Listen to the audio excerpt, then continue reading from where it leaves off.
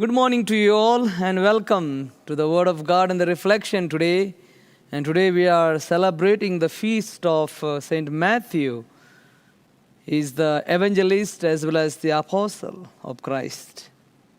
So let us begin. In the name of the Father and of the Son and of the Holy Spirit. Amen. The Lord be with you and with your spirit. A reading from the Holy Gospel according to Saint Matthew. Glory to you, O Lord. As Jesus passed by, he saw a man named Matthew sitting at the customs post. He said to him, "Follow me." And he got up and followed him. While he was at table in his house, many tax collectors and the sinners came and sat with Jesus and his disciples. The Pharisees saw this and said to his disciples, "Why does your teacher eat with the tax collectors and sinners?" He heard this and said, "Those who are well do not need a physician, but the sick do. Go and learn the meaning of the words, 'I desire mercy, not sacrifice.' I did not come to call the righteous, but sinners." Gospel of the Lord. Praise to the Lord Jesus Christ. Jesus looked at Matthew. So strong was the love in that look of Jesus. It moved Matthew to leave everything behind and follow Jesus. Dear brothers and sisters, the Pharisees looked at Matthew with contempt, but Jesus looked at him with eyes of mercy. Jesus looked at him as no one had ever looked at him before. And this look unlocked Matthew's heart. It set him free. It healed him. It gave him hope. It gave him a new life altogether. Even if we do not dare to raise our eyes to the Lord, He looks at us first. Jesus can see beyond our appearances. Jesus can see beyond our sins, beyond our failures and unworthiness. He did not see Matthew's past life as a sinner, but saw his future as a saint. After the Lord looked upon him with mercy, Jesus said to Matthew, "Follow me." After the look follows a word. The look had already captured Matthew. The words were only an invitation. He was no longer the same. He was changed from within. The encounter with Jesus and his loving mercy had transformed him. Hence, he left behind his table, his money, and followed Jesus. Before encountering Christ, he was a tax collector taking taxes.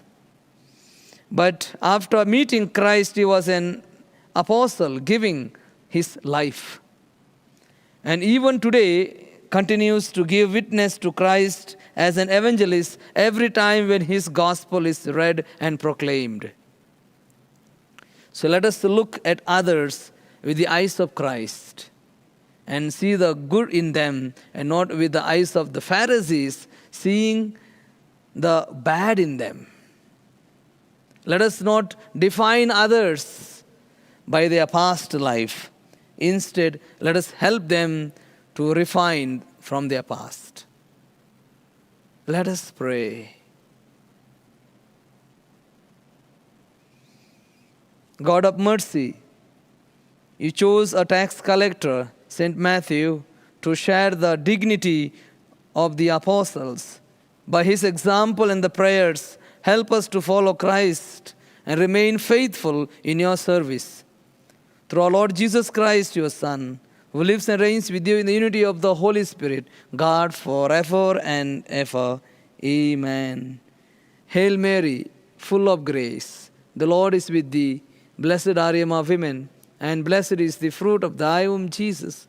Holy Mary, Mother of God, pray for us sinners, now and at the hour of our death. Amen. Do you have a favorite among the 12 apostles? Hello, Father James Kubicki here. And the reason I ask that is because we're celebrating one of the apostles today, St. Matthew. Actually, it's hard for me to pick a favorite. Two of the apostles have my name, and I've always been fond of St. John. And at times I identify with Peter, or Thomas, known as the Doubter. But there's something I really like about Matthew, and the reason has to do with another apostle, the one named Simon. Think of it. Jesus chose Matthew, someone who collected taxes for the Romans, and he chose Simon, known as the Zealot Party member who was part of a terrorist group trying to get rid of the Romans. They would have been sworn enemies, and yet Jesus asked them to be part of his inner circle of 12 apostles. I can just imagine Jesus sending the apostles out 2 by 2 and choosing Matthew and Simon to go with one another. What was Jesus thinking? Jesus knew it was humanly impossible for these two guys to live and work together, and I think he called them to make it clear that what's impossible for us is never impossible for God. What brought them together and kept them together? Jesus. And the same will be true for us. In our church, in our parishes, there may be people with whom we disagree, about whom we think, no way can I work with that so-and-so. And it's true. Alone, without Jesus, you never could. But with Jesus, even sworn enemies working together is possible. The Lord be with you and with your spirit. May Almighty God bless you, the Father, the Son, and the Holy Spirit. Amen. God loves you. Keep smiling.